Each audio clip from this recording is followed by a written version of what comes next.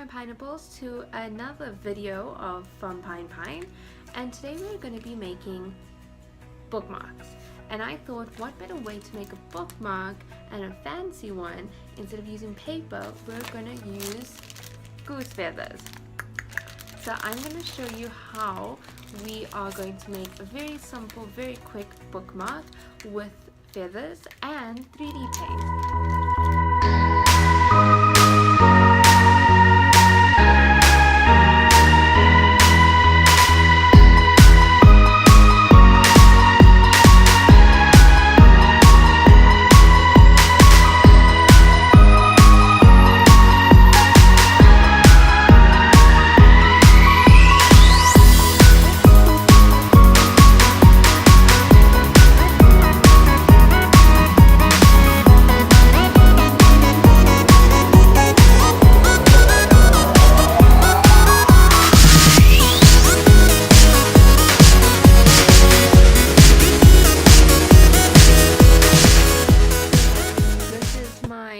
Goose feather bookmark, and all I used was goose feathers and my 3D paints, which you can get all from Pine. So please like, subscribe, share, and comment.